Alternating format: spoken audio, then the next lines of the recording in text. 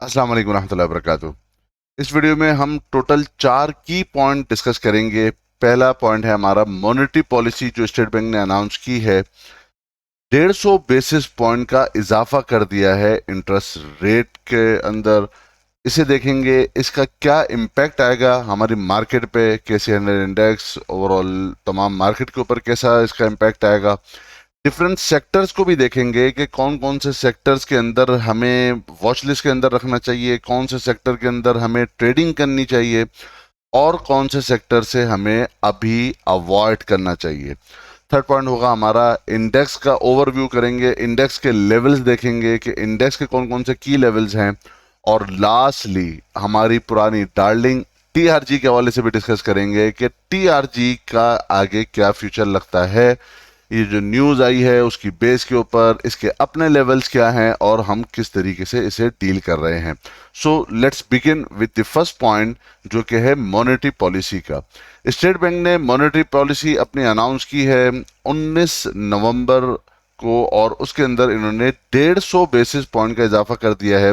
और अब हमारा इंटरेस्ट रेट हो चुका है काइबोर जो है वो 8.75% के ऊपर आ चुका है।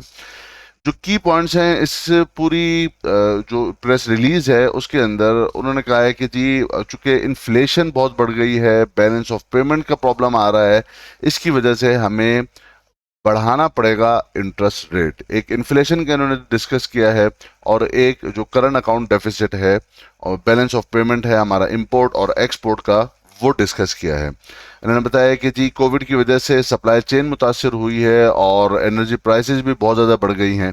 इसकी वजह से हम जो समझ रहे थे कि इतना तेज़ी के साथ इन्फ्लेशन नहीं होगी, बट जो हमने एंटिसिपेट किया था प्रीवियसली उससे ज़्यादा तेज़ी के साथ इन्फ्लेशन बढ़ी है। और जो सीपीआई और एसपीआई का जो डेटा है वो हायर देन एक्सपेक्टेड है। और बैलेंस ऑफ पेमेंट का जो हमारा सितंबर और अक्टूबर 2021 का जो प्रॉब्लम रहा है वो भी हमारी जो एंटिसिपेशन थी उससे ज़्यादा बढ़ा रहा है। इसी वजह से हम हाइक कर रहे हैं इंटरेस्ट रेट को। ऑल्दो इंटरेस्ट रेट हम हाइक कर रहे हैं, बट जो ग्रोथ की जो फोरकास्ट की है जो पहले भी थी स्टेट बैंक की तरफ से, वो 4 to 5% का है फॉर द ईयर 2022 के लिए। और इन्होंने जो एक और चीज जो डिस्कस की है वो की है कि रुपी जिस तरह डेप्रिसिएट हुआ है, ऑलमोस्ट 3.4% की डेप्रिसिएशन हो चुकी है। लास्ट जो एमपीसी की जो मीटिंग थी, मॉनेटरी पॉलिसी कमेटी की जो मीटिंग थी, उस वक्त से लेकर अभी जो आज की जो एमपीसी की मीटिंग हुई है उसके दौरान तकरीबन 3.4% का डेप्रिसिएशन हुई है पाक रुपीस के अंदर। यूएस डॉलर ऑल्दो बाकी तमाम जितनी भी इमर्जिंग मार्केट्स हैं उनकी करेंसीज हैं उसके मुकाबले में सिंस मई 2021 से ही वो अप्रिशिएट हो रहा है। But however the fall in the value of the rupee since May has been comparatively large. Although US dollar तमाम इमर्जिंग मार्केट की करेंसीज के मुकाबले में ही स्ट्रांग हुआ है, अप्रिसिएशन हुई है उसके अंदर, बट कंपैरेटिवली हमारा पाक रुपीज उसके मुकाबले में ज्यादा गिरा है। इसका मार्केट पे क्या इम्पैक्ट होना चाहिए, क्या पॉजिटिव है क्या नेगेटिव है। जो दोस्त टेलीग्राम ग्रुप पे हैं उसके अंदर मैंने एक ब्रीफ ऑडियो रिकॉर्ड कराई थी एमपीसी की अनाउंसमेंट से पहले ही कि हमारा क्या स्टांस होना चाहिए और इसका क्या इम्पैक्ट आ सकता है। तो हम थोड़ा सा इसे ब्रीफली डिस्कस कर लेते हैं। ये तो कंसेंसस था ऑलरेडी मार्केट के अंदर कि चूंकि इन्फ्लेशन का डेटा और करंट अकाउंट डेफिसिट की वजह से हमें लगता था कि अप्रॉक्सीमेटली मुमकिन है, डिफरेंट ब्रोकरेज हाउसेस की तरफ से भी डिस्कशन की गई है, उनकी रिपोर्ट्स भी आई थी कि मुमकिन है 50 बेसिस पॉइंट, 75 बेसिस पॉइंट या मैक्सिमम 100 बेसिस पॉइंट बढ़ सकते हैं। ये बिल्कुल अचानक एक out of the box rate आया। जो लास्ट एमपीसी की मीटिंग्स थी उसके अंदर स्टेट बैंक के जो गवर्नर साहब हैं रजा बाकर साहब, वो ये कई दफ़ा कह चुके थे कि जी हम अगर हमें इन्फ्लेशन का डर हुआ या हमें जो करंट अकाउंट डेफिसिट का प्रॉब्लम हुआ तो उसकी बैलेंस ऑफ पेमेंट का अगर कोई इशू आता है तो हम बढ़ाए तो सकते हैं, बट हम इसे बहुत ही ग्रेजुअल बेसिस के ऊपर बढ़ाएंगे। लग ये रहा था कि इसकी वजह से मुमकिन है वो 50, 75 या 100 मैक्सिमम बेसिस पॉइंट बढ़ाएं। बट चूंकि जो आईएमएफ की के साथ जो नेगोशिएशंस हो रही हैं पाकिस्तान की, उसके अंदर उनकी तरफ से ये रिक्वायरमेंट रखी गई थी कि आप अपना इंटरेस्ट रेट को हाई करें, ज़्यादा बढ़ाएं। जो एक कोविड की वजह से हमने ड्रास्टिकली देखा था कि जो 13-14% के ऊपर इंटरेस्ट रेट हुआ करता था, कोविड की वजह से मार्केट के अंदर पंप करना था स्टेट बैंक को मनी, ताकि सर्कुलेशन ज़्यादा हो मनी की, और जो कोविड के जो क्राइसिस आए हैं उसकी वजह से कोई लिक्विडिटी क्रंच पैदा ना हो मार्केट में। उसकी वजह से जो ड्रास्टिकली हमने देखा था कि काइबोर और इंटरेस्ट रेट बहुत तेजी के साथ गिर गया था। अब आहिस्ता आहिस्ता जब सारी चीज़ें नॉर्मलाइजेशन के ऊपर हैं तो अब इंटरेस्ट रेट बढ़ता जा रहा है। एंटिसिपेशन ये थी मार्केट की ओवरऑल के मैक्सिमम 100 बेसिस पॉइंट बढ़ेगा, बट स्टेट बैंक ने आईएमएफ के साथ जो डीलिंग हो रही है उसकी वजह से जो उनकी रिक्वायरमेंट्स थी उसको लगता है कि फुलफिल किया है और 150 बेसिस पॉइंट बढ़ाया है, जो कि मोर देन एक्सपेक्टेशंस है। इसका नेगेटिव इम्पैक्ट आ सकता है स्पेशली उन सेक्टर्स के लिए, उन कंपनीज के लिए जो कि हाईली लेवरेज कंपनीज हैं, जिन्होंने लोन ज़्यादा लिए हुए हैं, तो उनके पास कैश फ्लो का प्रॉब्लम आगे आने वाले क्वार्टर्स के ऊपर होगा। वो हम लास्ट में देखेंगे कि कौन कौन से ऐसे सेक्टर्स हैं जिनसे हमें अभी फ़िलहाल अवॉइड करना चाहिए, जिनके अंदर ये प्रॉब्लम आ सकता है, वो हम देख लेते हैं। पहले तो हम ये देख लेते हैं, बैंकिंग सेक्टर के लिए ये एक पॉजिटिव सिग्नल है। आज पता चल रहा है कि बैंकिंग सेक्टर क्यों चल रहा था, अभी हम डिस्कस करेंगे आगे जाकर वीडियो के अंदर, कि ये 1.5 महीना पहले ही मैं आप दोस्तों को बता रहा था कि चार्ट बैंकिंग सेक्टर के, ऑल्दो मैं खुद ट्रेड नहीं करता सिवाय मीज़ान बैंक और बैंक इस्लामी के, BIPL के अलावा, बट चार्ट ऐसे बन रहे थे कि 1.5 महीना पहले ही मैंने आप दोस्तों को बोला था कि जो हॉर्स अभी बनने वाला है, जो घोड़ा बनने वाला है, वो बैंकिंग सेक्टर बनने वाला है। और अब आप देखेंगे कि हम अभी भी जो मार्केट को सस्टेन कर रहा है, पॉइंट्स जो जोड़ रहा है मार्केट में पॉजिटिव साइड में, वो बैंकिंग सेक्टर ही है। लगता है कि ईएनपी सेक्टर के लिए भी ये एक न्यूट्रल टू पॉजिटिव ही है, चूंकि ईएनपी सेक्टर बेसिकली इनके ऊपर कोई डेप्थ नहीं है, कोई लोन्स इतने ज़्यादा नहीं है ओजीडीसी पीपीएल वगैरह के लिए। ये भी एक न्यूट्रल टू पॉजिटिव न्यूज़ लगती है। एमपीसी की मीटिंग की जो अनाउंसमेंट आई है वो ईएनपी सेक्टर के लिए भी। फर्टिलाइजर सेक्टर, ये भी पॉजिटिव इम्पैक्ट आता है, इसका कोई नेगेटिव इम्पैक्ट इन 3 सेक्टर्स के लिए नहीं है। आईटी सेक्टर को मैं अभी अवॉइड कर रहा हूं, मैं जब टीआरजी को डिस्कस करूंगा तो मैं वहां पर डिस्कस करूंगा आईटी सेक्टर को भी। सीमेंट सेक्टर, इससे आपको अवॉइड करना चाहिए। स्टील सेक्टर, इससे आपको अवॉइड करना चाहिए। ऑटो सेक्टर, इसे आपको अवॉइड करना चाहिए। ये 3 सेक्टर ऐसे हैं जो डायरेक्टली इसका इम्पैक्ट इन सेक्टर्स के ऊपर आता है जबकि इंटरेस्ट रेट बढ़ता है। रिफाइनरी सेक्टर का डायरेक्टली इस तरह का कोई इम्पैक्ट नहीं आता, बट उसके चार्ट अभी भी ये कह रहे हैं कि इन सेक्टर, रिफाइनरी सेक्टर से भी फिलहाल अवॉइड करना चाहिए। ओएमसी जो सेक्टर है, इसे जस्ट वॉच लिस्ट के अंदर रखना चाहिए, इसके अंदर भी एंट्री अभी फौरन नहीं करनी चाहिए। वो अभी हम इंडेक्स के ऊपर डिस्कस करेंगे जब लेवल्स को, तो उसके अकॉर्डिंगली ही आपको मैनेज करनी होंगी अपनी ओएमसी सेक्टर के हवाले से जो ट्रेड्स होंगी। टेक्सटाइल सेक्टर अभी वॉच लिस्ट के अंदर है, अभी इसके अंदर भी ट्रेड नहीं करनी चाहिए। फार्मा सेक्टर, इसके ऊपर कोई बहुत नेगेटिव इम्पैक्ट तो नहीं है, बट एक न्यूट्रल इम्पैक्ट है, वो लेवल्स के ऊपर ही होगा। और अदर सेक्टर जो है वो ऑन लेवल्स, अपने लेवल्स के ऊपर देखे जा सकते हैं। नाउ बैक टू, हम वापस से सिलसिला शुरू करते हैं अपना इसी बात से कि हम जो एक पूरी सीरीज चली हुई आ रही है, अगर आप आइसोलेशन के अंदर कोई भी चीज समझेंगे, देखेंगे, तो वो आपको समझ में उस तरह नहीं आएगी जो आप एक सीरीज लेते हुए हम चलते हुए आ रहे हैं। मैं शुरू करता हूं, जब यहां से इंडेक्स मैनेजमेंट हो रही थी, आपको बहुत ही क्लियरली बताया था कि किन स्टॉक के अंदर अक्यूमुलेशन हो रही है और कौन से ऐसे स्टॉक हैं जिनके अंदर डिस्ट्रीब्यूशन हो रही है। और बाय नेम मैंने आपको बताया था कि आईटी सेक्टर के अंदर बहुत क्लियरली डिस्ट्रीब्यूशन हो रही है।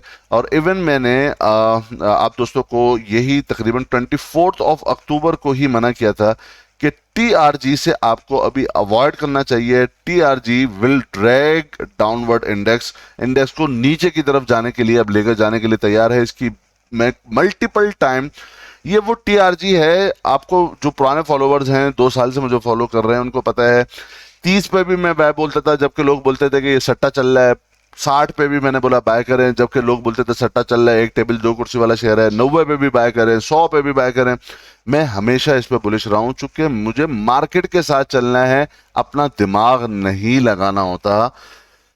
जब मार्केट में टीआरजी के हवाले से था कि जी इसकी तो एलपीएस है, लॉस पर शेयर है, इसे क्यों बाय की कॉल दी जा रही है, बहुत सारे लोग जिनको मैं कहता था कि बाय करके बैठ जाओ, वो भी पूछते थे कि भाई क्यों बाय करवा रहे हैं, तो सब मार्केट में इसके अंदर सट्टा चल रहा है या फलाना ब्रोकरेज हाउस घुसा हुआ है।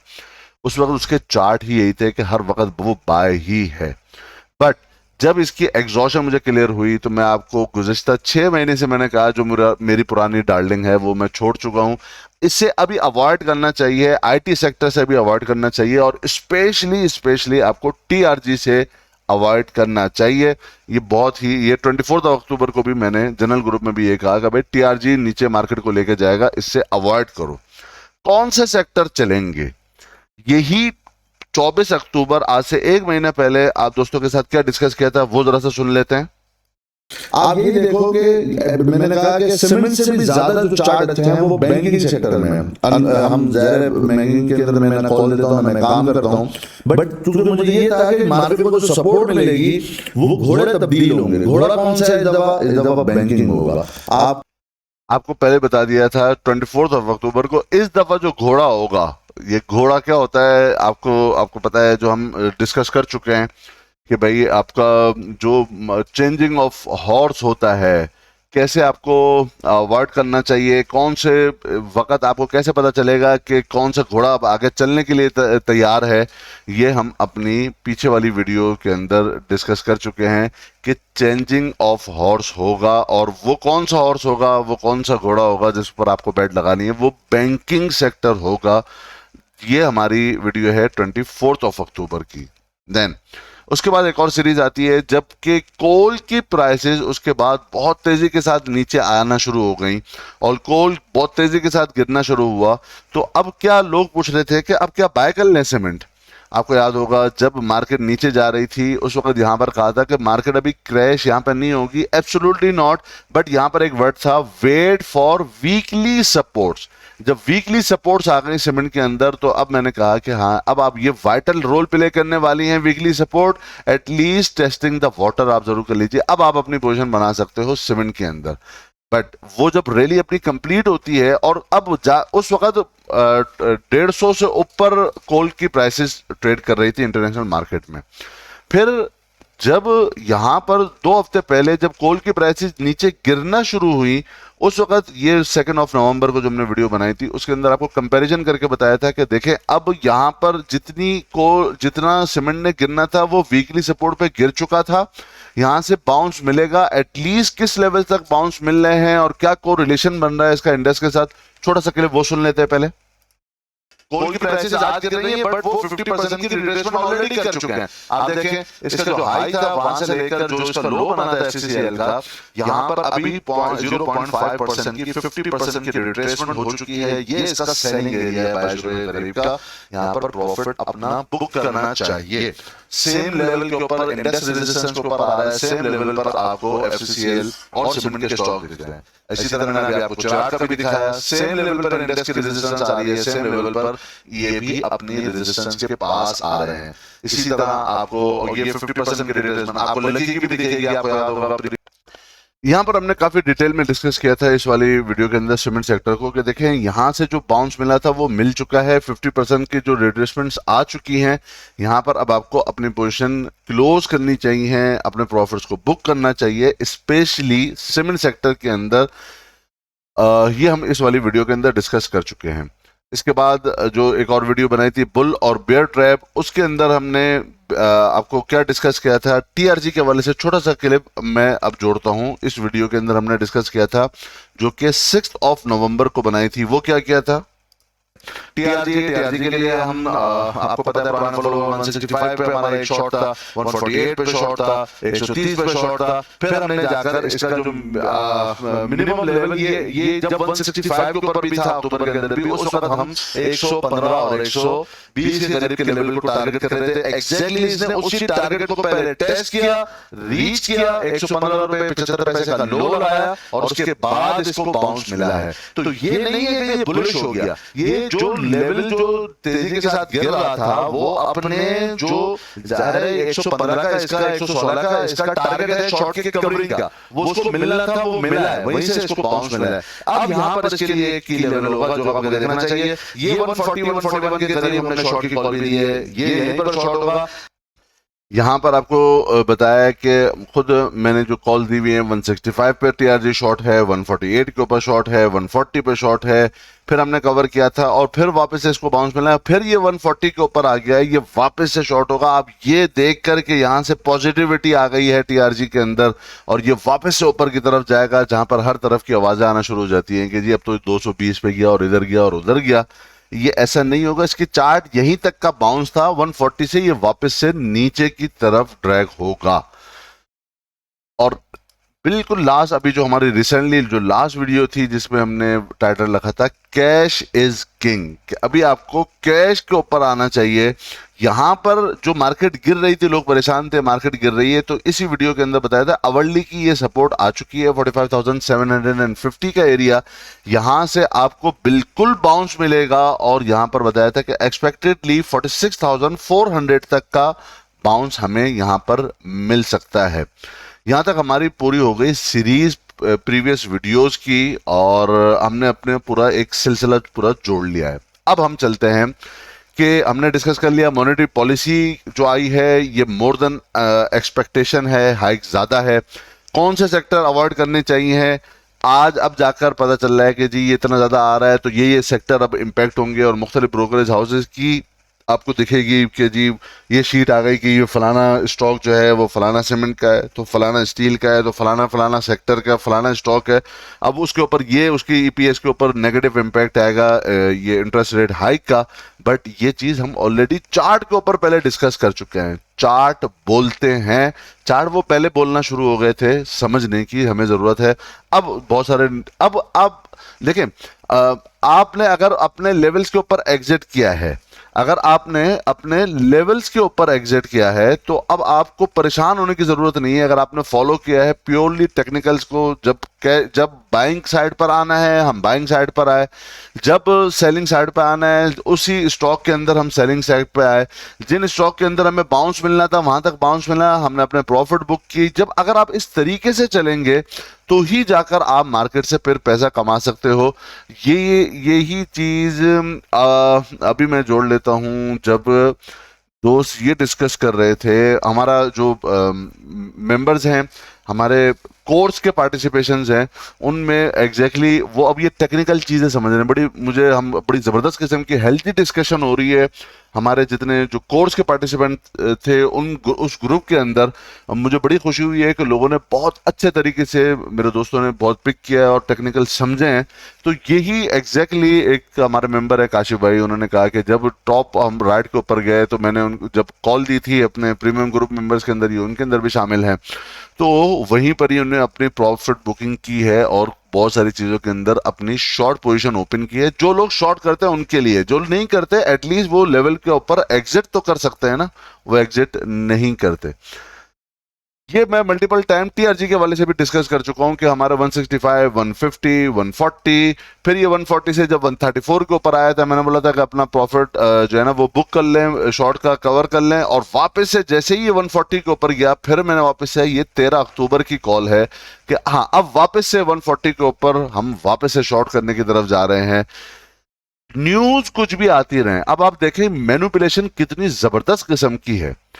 16 नवंबर को पूरी मार्केट के अंदर और सोशल मीडिया के अंदर एक तूफान बर्पा हो जाता है कि जी टीआरजी के हवाले से जबरदस्त न्यूज आ गई है, टीआरजी जो है वो बाय बैक कर रहा है अपने शेयर और जबरदस्त अब इसका फलानी वैल्यूएशन है और अभी बाय बैक करेगा, 180 के रेट के ऊपर बाय बैक होगा, तो जी इसका जो टारगेट प्राइस है फलाने साहब हैं, आई डोंट नो ये सही भी है या नहीं है, लेकिन मार्केट में एक न्यूज फ्लोट की जाती है और वो कह रहे हैं कि जी अब टीआरजी के अंदर हमारा बाय स्टांस है और 220 का इसका टारगेट है। इसी सेम डे के ऊपर जब ये 130 131 के ऊपर था मैं शॉर्ट की कॉल दे रहा था, मार्केट में क्या हो रहा है कि जी इसके अंदर फुल पॉजिटिव है और ये बायबैक होने वाला है और बहुत अच्छा इसका जो है ना वो अब 220 के टारगेट वापस से निकलना शुरू हो गए। ये नोट रखिएगा, 16 नवंबर को टारगेट क्या निकलने हैं, 220 के टारगेट निकलने हैं 16 नवंबर को। और हम यही चीज देखते हैं कि 16 नवंबर को ही टीआरजी कहां जाता है जी, टीआरजी 16 नवंबर को अपना अपर लॉक लगाता है। इस दिन 16 नवंबर को इस न्यूज की फ्लोट होने के बाद अपर लॉक लगता है टीआरजी को। अपर लॉक कहां लगता है, 131 रुपए के पास इसका अपर लॉक लगता है और क्लोजिंग आती है 130 रुपए 45 पैसे। जो टारगेट 220 के हो रहे थे वो अचानक मार्केट अगले दिन ओपन होती है, टीआरजी लोअर लॉक पे जाता है, लोअर लॉक जाता है 17 नवंबर, लोअर लॉक से ओपन होता है 18 नवंबर, लोअर लॉक से ओपन और क्लोज होता है 19 नवंबर। लगातार 3 दिन लोअर लॉक होता है। अब आ जाती है यहां पर एक न्यूज के जी, जैसे ही 17 नवंबर को लोअर लॉक होता है टीआरजी, यहां पर न्यूज आना शुरू हो जाती है कि जो जो चेयरमैन साहब हैं जिया चिश्ती साहब, उनके एलिगेशन उनके ऊपर लगा है कि जी ये इन्होंने सेक्सुअल हरासमेंट की है। और ये एक मार्केट में अचानक से एक नई न्यूज आती है और उसी के साथ फिर डिफरेंट ब्रोकरेज हाउसेस की तरफ से आता है कि जी अब चूंकि टीआरजी की वैसे तो फेयर वैल्यूएशन जो है वो तो 273 के ऊपर होनी चाहिए, लेकिन विदाउट एफिनिटी जो वैल्यूएशन, ये एफिनिटी क्या है, ये ई टेलीकोड क्या है, ये अगर आप समझना चाहते हैं कि टीआरजी बेसिकली क्या आईटी कंपनी है या नहीं, इसके हवाले से एक डेडिकेटेड वीडियो हमारे चैनल के ऊपर ऑलरेडी मौजूद है।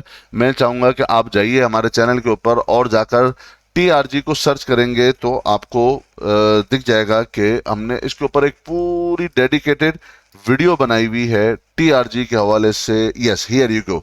6 महीने पहले जबकि टीआरजी लोग समझते थे कि ये पता नहीं क्या चीज है, टीआरजी कोई कॉल सेंटर है, क्या है, ये वीडियो जरूर देखिएगा। जिनको पता ही नहीं है कि टीआरजी है क्या चीज, ये वाली वीडियो आप जरूर देखिएगा जिसके अंदर हमने डिस्कशन किए काफी डिटेल के अंदर, ये ई टेलीकोड क्या है, ये एफिनिटी क्या है, ये आईबीएक्स क्या चीज है, खुद टीआरजी क्या चीज है।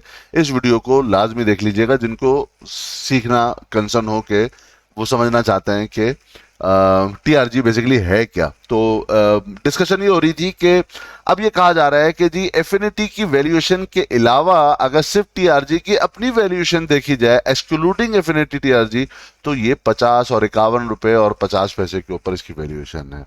इमेजिन 2 दिन पहले जो मार्केट में फ्लोट होती है चीज 220 रुपए के ऊपर इसकी वैल्यूएशन जाएगी, 180 का बायबैक होने वाला है और अगले ही 2 दिन के अंदर अंदर ही 16 तारीख को ये बात आती है और 18 तारीख को जैसे ही वो नीचे लोअर लॉक लगना शुरू होता है, ड्यू टू दिस न्यूज जो जिया चिश्ती साहब के सेक्सुअल असॉल्ट और हैरेसमेंट के हवाले से आती है, उसके बाद ही जो एकदम अचानक पैंतरा कैसे तब्दील होता है, फिर वैल्यूएशन नीचे की आना शुरू हो जाती है कि 51.50 रुपीज के ऊपर अब इसकी वैल्यूएशन होगी। Imagine this. अब ये कहा जा रहा है कि जी वैसे तो इसने तो जाना तो था ऊपर टीआरजी ने, लेकिन असल में ये न्यूज आ गई ना, तो उसकी वजह से असल में मार्केट गिर गई है और उसकी वजह से टीआरजी नीचे गिर गया है। वरना टीआरजी की वैल्यूएशन ऊपर होनी चाहिए थी, इसको जाना चाहिए था ऊपर। क्यों जी, वो आईबीएक्स भी तो नहीं गिरा ना, इसकी भी तो होल्डिंग है। आईबीएक्स का आप देखें तो वो भी जिस तरह टीआरजी को लोअर लॉक लगा है, इस तरह आईबीएक्स को जो नेस्डेक के अंदर है, आईबीएक्स क्या है, अगेन आप वो टीआरजी वाली वीडियो देख लीजिएगा। तो यहां पर तो लोअर लॉक नहीं लग रहे, तो टीआरजी को क्यों लग रहे हैं? मेरे भाई, हर चीज न्यूज बेस पे नहीं होती। अगर न्यूज बेस पे होती, ये बात मैं पहले कई दफा बता चुका था, टीआरजी से अब आपको निकलना चाहिए, आईटी से आपको अवॉइड करना चाहिए। ये सिर्फ शॉर्ट होगा, जहां इसको बाउंस मिलेगा 165 शॉर्ट होगा, 150 शॉर्ट होगा, 140 शॉर्ट होगा, 130 शॉर्ट होगा। क्यों? इसलिए कि अल्टीमेट इसको जाना नीचे ही है, इसको अपने बॉटम लगाने की तरफ जाना है। इसके भी हम चार्ट एनालिसिस करते हैं, बट इसे अपने बॉटम की तरफ जाना पड़ेगा। सिर्फ ये है कि अगर ये जाता तो नीचे ही, बट वो आराम आराम से जाता, टाइम लगाकर जाता, एक दफा फिर नीचे आता, फिर बाउंस लेता, फिर थोड़ा ऊपर जाता, फिर नीचे आता, फिर ऊपर जाता, करते करते ये अपना नीचे के बॉटम की तरफ आता। ये आना थोड़ा टाइम से था, मुमकिन है 2 हफ्ते लगते, मुमकिन है 1 महीना लग जाता, बट अल्टीमेट इसका मैं कई दफा आप दोस्तों को आप बताइएगा जरूर मुझे कमेंट बॉक्स में, नहीं कहा कि टीआरजी से निकल जाए। जब कहता था कि बाय करके बैठ जाए, दुनिया कुछ भी बोलती रहे कि ये इसके अंदर सट्टा हो रहा है, सट्टा हो रहा है, एक टेबल 2 कुर्सी का शेयर है, कॉल सेंटर है, इसकी कोई वैल्यूएशन नहीं है, इसकी कोई बिल्डिंग नहीं है, इसका कोई एसेट्स नहीं है, सब कुछ कहा जा रहा था ना, उस वक्त तक लोगों को समझ नहीं आती, इसकी एलपीएस आ रही है, इसका लॉस पर शेयर आ रहा है, उस वक्त था बाय। और अब ईपीएस आ रही है, अब 10 रुपए की इसकी ईपीएस आ गई है जी, अब इसका जो है एफिनिटी के शेयर आ रहे हैं, ये बाय बैक होने वाला है, आईपीएस के अंदर हो गया, इसके एनरोलमेंट हो गया, ई टेलीकॉट जो है वो बेचा जा रहा है, उसका इसका प्रॉफिट आएगा। तो क्या हुआ, अब ईपीएस भी आ गया, अब सब कुछ बैलेंस शीट देखने वालों को दिख गया कि ये पॉजिटिव हो गया। मार्केट ने क्या किया, वो नीचे आया। तो मैं क्या कहता हूं, चार्ट बोलते हैं, चार्ट बता रहे हैं ये एग्जॉस्ट हो चुका है, चार्ट बता रहे हैं ये डिस्ट्रीब्यूशन हो चुका है, निकल जाओ। नहीं निकलते। अब कोई बोले कि यार ये न्यूज की वजह से नीचे आया है, मेरे भाई ये 180 से गिरकर 150 पे आया, 150 से गिरकर 130 पे आया, 130 से 40 पे गया, फिर वापस से 130 पे आया, फिर वापस से 120 के ऊपर आया। तो 180 से गिरकर जब ये 120 पर आ गया, तो क्या उस वक्त भी कोई सेक्सुअल असॉल्ट था, कोई उस वक्त भी कोई हैरेसमेंट थी, सेक्सुअल हैरेसमेंट आया जिया चिश्ती साहब के खिलाफ?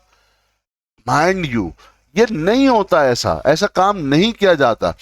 अगर इसका मोमेंटम आपको दिख रहा है नीचे का है, ये सिर्फ कोई नेगेटिव न्यूज, जब उसका मोमेंटम ही किसी स्टॉक का शेयर का नीचे का हो, उस वक्त कोई एक छोटी भी नेगेटिव न्यूज उसको धड़ाम करके नीचे लेके जाती है।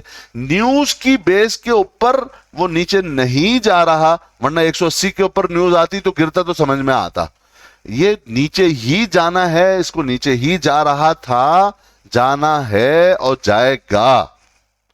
बट अब इसको जो नेगेटिव न्यूज होती है, जस्ट उसको वो ट्रिगर करती है कि वो जिस डायरेक्शन में जा रहा है, जिस तरह नीचे जा रहा है, कोई भी नेगेटिव न्यूज उसको ट्रिगर करके नीचे तेजी के साथ लेके जाएगी। ये खुदा के लिए ये ना समझें कि ये सिर्फ न्यूज बेस के ऊपर जा रहा है। ये इसलिए मैं कह रहा हूं कि अब बहुत सारे सोशल मीडिया के अंदर एक नई चीज आती है कि जी वो ज़िया चिश्ती साहब स्टेप डाउन हो चुके हैं इन्फिनिटी से, तो ये एक पॉजिटिव न्यूज है, अब आप जो नीचे गिर रहा है उसके अंदर बाय करो और जमा करो। और जी ये बस एक ताला अभी और रह गया, पहले पहले दिन ताला लगा तो उस वक्त क्या बात आती है कि जी ये तो सेक्सुअल असॉल्ट है, ये तो कंपनी की वैल्यूएशन पे तो कोई फर्क नहीं पड़ रहा ना, तो कंपनी की वैल्यूएशन तो वही है, अभी भी प्रॉफिट के अंदर ही है, तो कोई मसला नहीं जी, लोअर लॉक पे उठाओ।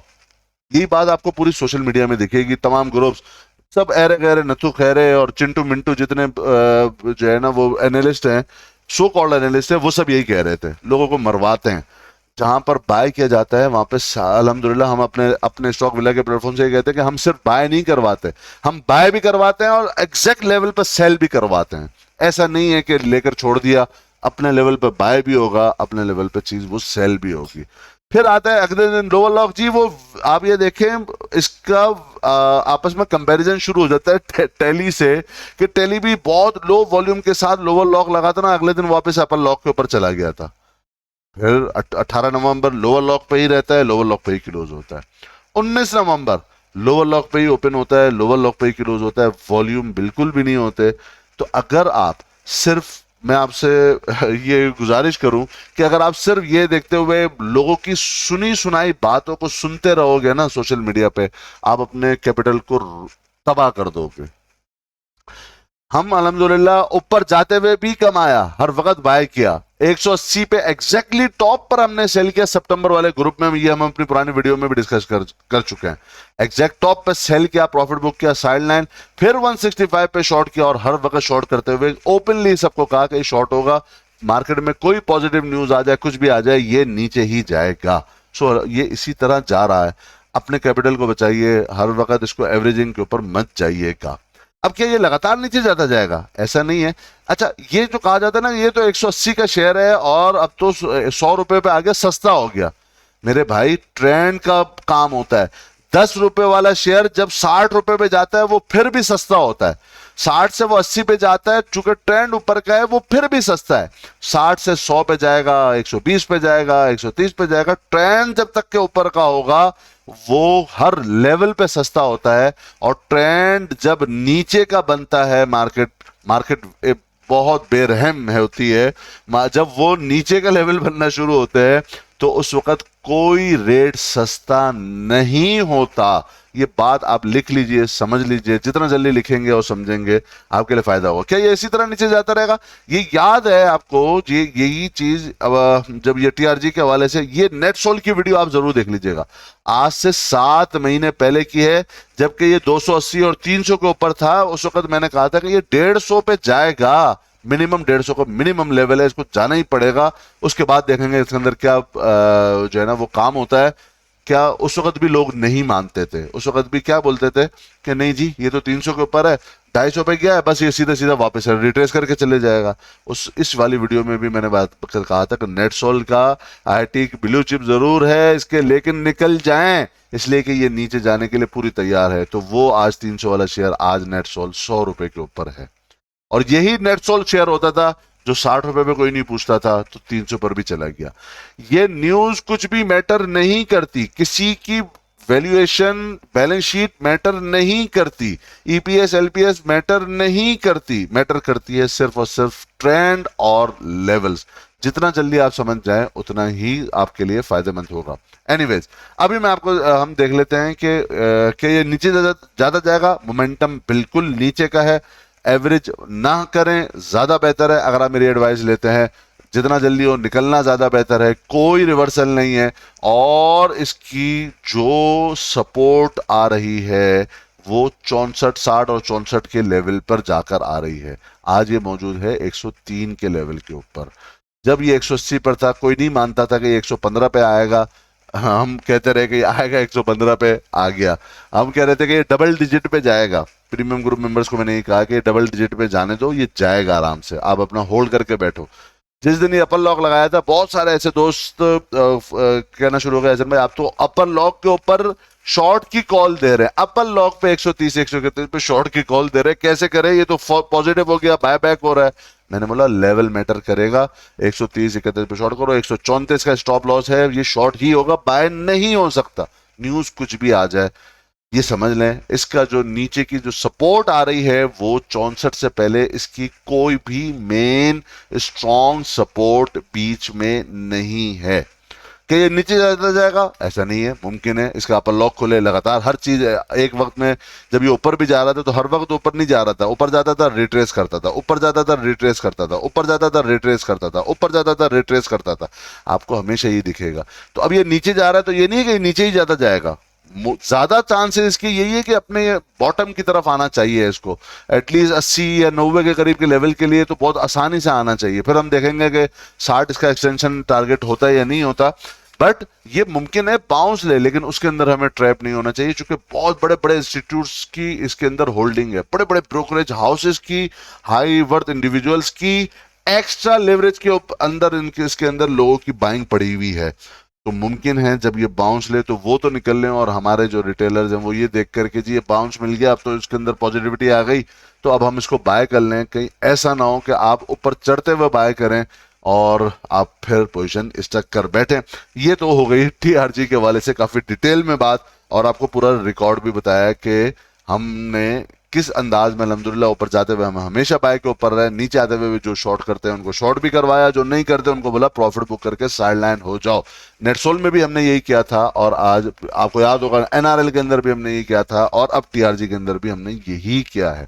क्योंकि हमें मार्केट से लड़ना नहीं होता, मार्केट के ट्रेंड को, एग्जॉशन को पहले हमने एंटिसिपेट किया, अल्हम्दुलिल्लाह बिल्कुल टॉप पे हम निकले, टॉप पे हमने शॉर्ट भी किया और अल्हम्दुलिल्लाह प्रॉफिट के अंदर है। Anyways, back to KC 100 index. KC 100 index के ये हमने सारी चीजें कर ली। अब हम डिस्कस कर लेते हैं मार्केट का ओवरव्यू। मार्केट के हवाले से अभी आप ये देखें कि ये मार्केट का अभी हमने देखा लास्ट वीक तेजी के साथ नीचे आ रही थी, और इसी लास्ट वीक की वीडियो में ही आपको बताया था कि ये नीचे जरूर आ रही है, बट ये वाला जो सपोर्टिव एरिया है 46,600, 46,750 वाला, 45,750 वाला लेवल, यहां से हमें बाउंस मिलेगा। एक्सपेक्टेड है कि एटलीस्ट 46,400 तक का हमें बाउंस मिले। ये हम अपनी लास्ट वीकली वीडियो जो 13 नवंबर की थी उसमें हम डिस्कस कर चुके थे। अभी हम यही देखते हैं कि यही 13 नवंबर के बाद हमने देखा कि एग्जैक्टली मार्केट यहीं पर ही आती है, नीचे आती है, अपना लो लगाती है, यही 45,728 का last trading session, second last trading session में 18 नवंबर को, और यहीं से हमें बाउंस मिला। और यही चीज मैंने अपने जो मेंबर्स हैं उनको भी यही चीज बताई थी कि यहाँ से हमें बाउंस मिल सकता है, तो आपने वेट करना है। यही मैंने अपने 18 नवंबर को जब ये नीचे आ रहा था और ये मौजूद था 45,750 के लेवल पे, तो कहा था कि ये स्ट्रॉन्ग सपोर्ट जोन है, यहाँ से हमें बाउंस मिलेगा। जनरल ग्रुप में भी यही कहा बताया था और प्रीमियम ग्रुप मेंबर्स को भी बताया कि यहाँ से हमें बाउंस एक्सपेक्टेड है। यहाँ से हमें अल्हम्दुलिल्लाह बहुत अच्छा बाउंस मिला है। एक डोजी कैंडल की फॉर्मेशन, लॉन्ग लेग डोजी, जो कि एक बुलिश रिवर्सल बताती है और ये बताती है कि मार्केट नीचे जाने के लिए तैयार नहीं है। यहाँ पर हमें देखा, यहाँ पर भी नीचे गई, बट फॉरन डोजी की कैंडल और अगले दिन कंफर्मेशन, फिर नीचे आती है मार्केट, फिर डोजी की कैंडल की, लॉन्ग लेग डोजी की कैंडल की फॉर्मेशन, और फिर वापस मार्केट ऊपर जाती है। ये बताती है कि मार्केट ऊपर जाने के लिए तैयार है, नीचे जाने के लिए तैयार नहीं है। बट आपको क्या देखना है? आपको यही देखना होगा कि कौन से सेक्टर के अंदर आप अपनी पोजीशन बनाएंगे। 3 सेक्टर का जो मैंने शुरू में डिस्कस किया, उन्हीं के अंदर पॉजिटिविटी आपको दिख रही है। हॉर्स अभी मार्केट के वही हैं और उन्हीं के अंदर ही आपको ट्रेड करना चाहिए। फिलहाल थोड़ा सा वेट करना चाहिए आपको। जिन सेक्टर से मैंने अवॉइड का कहा है उनके अंदर आपको अवॉइड करना चाहिए, और जिन सेक्टर का मैंने वॉच लिस्ट के अंदर कहा है उनको सिर्फ जस्ट ऑब्जर्व करना चाहिए। अभी फॉरेन एंट्री नहीं बनानी चाहिए। लेवल्स की बात की जाए, लेवल्स अभी यही है, 45,700 का लेवल है, ये वॉच आउट लेवल है। ये जब तक के इंटैक्ट है, आप अगर फिर भी आपने बाइंग की हुई है तो होल्ड कर सकते हो सेलेक्टिव सेक्टर और सेलेक्टिव स्टॉक्स के अंदर। लगता है ऐसा है कि बैंकिंग सेक्टर अभी भी परफॉर्म कर रहा है, करेगा, उसके अंदर पॉजिटिविटी है। ये 1.5 महीने पहले भी जिस तरह भी हमने डिस्कस किया है कि मैं उस वक्त कह रहा था कि जो हॉर्स है अभी मार्केट का, जो हॉर्स बनेगा, जो घोड़ा बनेगा, वो सीमेंट से भी ज्यादा बैंकिंग सेक्टर बनेगा। और आप देख लें अभी बैंकिंग सेक्टर की वैल्यूएशंस क्या हैं। ईएनपी सेक्टर, अगर आपने काम करना ही है, पहली बात यह है कि जब मार्केट एक या तो बॉटम के पास हो तो आप एंट्री करो, टॉप पे आपने एग्जिट किया है तो एग्जिट करो। और अभी भी मेरा वही स्टैंस है कि आपको कैश होल्डिंग के ऊपर आना चाहिए। कैश होल्डिंग का मतलब ये नहीं है कि हम बिल्कुल काम ही नहीं करते, हम मल्टीपल इस दौरान भी काम करते हैं। आप देखें, टी 12 नवंबर को बाय की कॉल थी, 60 पैसे का नीचे का स्टॉप लॉस था। कितने का? 60 पैसे का सिर्फ। लोग 10-10 रुपए, 20-20 रुपए का स्टॉप लॉस लेके बैठे हुए होते हैं। अल्हम्दुलिल्लाह हम जो ट्रेड करते हैं कोशिश करते हैं मिनिमम स्टॉप लॉस के साथ काम किया जाए। 40 रुपए पे बाय, 39 रुपीज और 40 पैसा उसका स्टॉप लॉस। 12 नवंबर की कॉल, 12 नवंबर को ये ट्रेड कहां खड़ा होता है? ये है 12 नवंबर। 12 नवंबर जब ये आता है नीचे, आप ये देखो लो क्या लगाया, लो लगाता है इस दिन 39.70, यहीं पर बाय है, यहीं पर बाय है। और यहां से फिर ये आपने लास्ट ट्रेडिंग सेशन में देखा कि इसने अपर लॉक लगाया, यहां से हमने अल्हम्दुलिल्लाह 12% का मिनिमम गेन ले लिया इस तरह की चौपी मार्केट के अंदर भी। लेकिन ऊपर बाय नहीं था, wait wait wait wait wait, ये लेवल लगता है मुझे बाय का, यहीं पे बाय की कॉल, 40 पैसे का नीचे का स्टॉप लॉस, और ऊपर का प्रॉफिट कितना है? ऊपर का प्रॉफिट 5 रुपए का। 40 रिस्क और रिवॉर्ड रेशियो प्रॉपर मेंटेन होता है इस तरह की ट्रेड्स के अंदर। एजीपी, एजीपी मैंने बाय की कॉल दी थी, 100 पे आया है, बाय कर लो। 15 नवंबर, 14 नवंबर की कॉल दी थी मैंने, यहां पर मैं कह रहा हूं कि 100 के पास आ गया, फर्स्ट एंट्री अपनी डाल लें। मेंबर कह रहे हैं कि सेलिंग वॉल्यूम आ रहा है एजीपी के अंदर, आप बाय के कॉल दे रहे हैं, यहां पर सेलिंग वॉल्यूम आ रहा है, बहुत जोरदार वॉल्यूम है, सेल बहुत ज्यादा हो रहा है, सेलिंग ऑर्डर बहुत ज्यादा है। मैं कह रहा हूं नो वरी, कुछ भी हो जाए, हमारा लेवल आ गया है, एंट्री बनेगी, हमारा लेवल आ गया है, एंट्री बनेगी। 15 नवंबर, 17 नवंबर बाउंस करता है, 18 नवंबर जब ये 109 रुपए के प्लस पे जाता है तो अब मैं बोलता हूं यहां से अपना प्रॉफिट बुक कर लो। एजीपी देख लेते हैं, एजीपी कहां पर है? ये आया 14 नवंबर को, मैंने कहा 100 के पास बाय करना है, ये आया 100 के पास, यहां पर बाय हो गया। वॉल्यूम आपको देख रहे हैं, वॉल्यूम कैसे जोरदार सेलिंग हुई है, ये देखें, जोरदार सेलिंग हुई है। और बल्कि ये 118 पे एग्जैक्टली हमने सेलिंग कॉल दी, मैं उसका स्क्रीनशॉट ने मैंने नहीं लिया अभी। मेंबर्स को जब जैसे ही ये 118 पे गया, मैंने कहा निकल जाए, 118 पे सेल कर दें, 100 का वेट करें। 118 पे हमने सेल किया, 100 का वेट 100 पे आया, सेलिंग वॉल्यूम में कुछ भी है, मेरा ये लेवल है, यहां पर बाय करेंगे, बाय किया, 109 रुपए से ऊपर गया, हमने सेल कर दिया। इसी दौरान, एक हफ्ते के दौरान ही ये जबरदस्त ऊपर से सेलिंग भी हो गई, अपना हाई रेट के ऊपर निकल भी गए, लो रेट के ऊपर पकड़ भी लिया, फिर वापस हाई रेट के ऊपर निकल गए। ये मल्टीपल ट्रेड अपॉर्चुनिटी इस तरह मिलती रहती हैं। सो स्टॉक स्पेसिफिक होकर ही बेसिकली ये काम होगा, इंडेक्स के हिसाब से काम नहीं होगा। इंडेक्स को अभी आप देखेंगे तो मुमकिन है ईएनपी सेक्टर इसे उठा रहा हो, आपको मुमकिन है बैंकिंग सेक्टर इसे उठा रहा हो, मुमकिन है फर्टिलाइजर सेक्टर इसे उठा रहा हो, और यही मुमकिन है कि आपके स्टॉक, चाहे वो सीमेंट का हो या दीगर और स्टॉक हो, आपने अगर लेवल के ऊपर एंट्री नहीं की हुई तो वो आपके स्टॉक नीचे गिर रहे हो और इंडेक्स ऊपर जा रहा हो, और ये एक बहुत ही क्रूशियल मरहला होगा। मार्केट अभी बीच के अंदर मौजूद है, दो लेवल आपको वॉच करने चाहिए, नीचे बॉटम के लिए 46,700 का वॉच करना चाहिए, ऊपर टॉप के लिए 46,700 का वॉच करना चाहिए।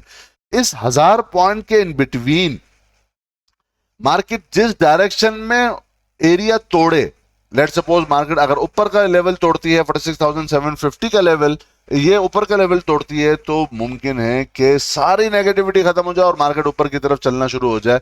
क्योंकि अब आईएमएफ की तरफ से भी एक न्यूज का अब इंतजार है, जो शराइत आईएमएफ की थी वो पूरी हो चुकी हैं ऑलमोस्ट। इंटरेस्ट रेट भी बढ़ चुका है, हमारे इलेक्ट्रिसिटी बिल की भी जो टैरिफ है वो भी बढ़ चुका है, सारी चीजें बढ़ चुकी हैं। सो अब हो सकता है ये एक पॉजिटिव ट्रिगर बाद में बन जाए, बट हमें अपना लेवल को ही देखना चाहिए और सेलेक्टिव सेक्शन और सेक्टर्स को ही देखना चाहिए। ऊपर का लेवल मार्क करके रख लीजिए 46,750 का लेवल, नीचे का लेवल 46,700 का लेवल।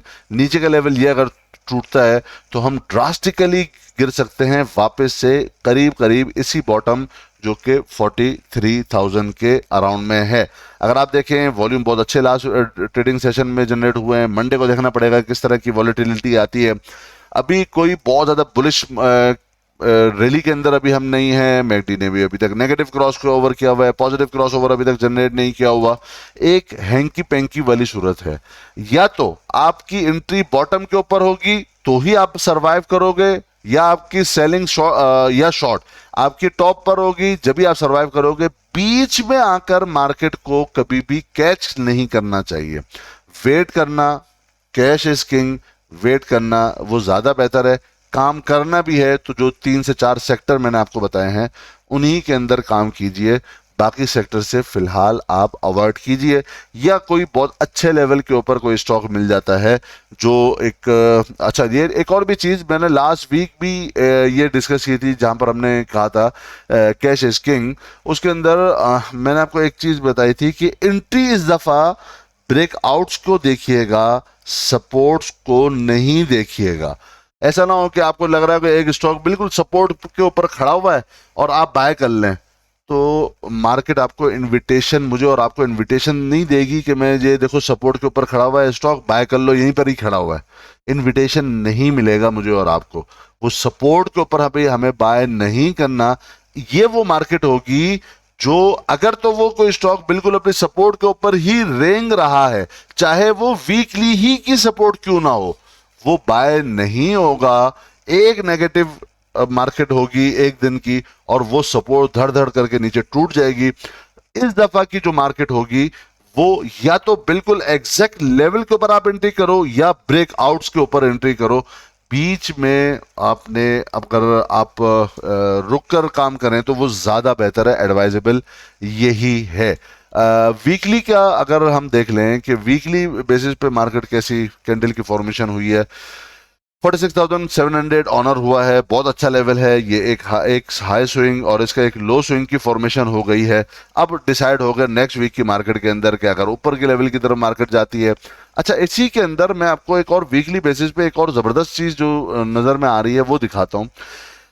अगर आप बीच में एंट्री नहीं करते तो वेट कीजिए। वेट क्या कीजिए कि एक दफा मार्केट ये 47,500 से अबव की क्लोजिंग दे देती है, इसको राउंड ऑफ कर लीजिए 48,000, तो ये बहुत ही जबरदस्त किस्म की एक फॉर्मेशन बन जाएगी जो कि मार्केट को बहुत तेजी के साथ ऊपर की तरफ लेके चले जाएगी।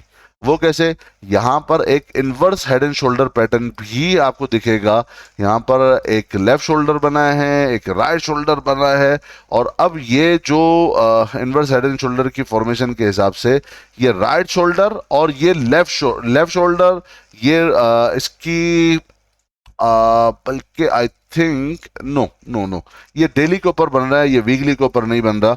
बहरहाल ये वीकली का अगर ये लेवल तोड़ता है लेफ्ट शोल्डर और राइट शोल्डर से ऊपर जाकर की वीकली की क्लोजिंग आती है जो कि 48,000 के अबव है, तो बेसिकली ये जो लेफ्ट शोल्डर और राइट शोल्डर के हिसाब से जो हेड एंड शोल्डर पैटर्न बन रहा था वो नल एंड वॉइड हो जाएगा और मार्केट एक और न्यू हाई की तरफ जो अबव 50,000 का होगा उसकी तरफ भी जा सकती है। बट इसके लिए इस लेवल पर एंट्री नहीं करनी चाहिए, या तो ब्रेकआउट का वेट करें या वापस से मार्केट के डाउन होने का वेट करें।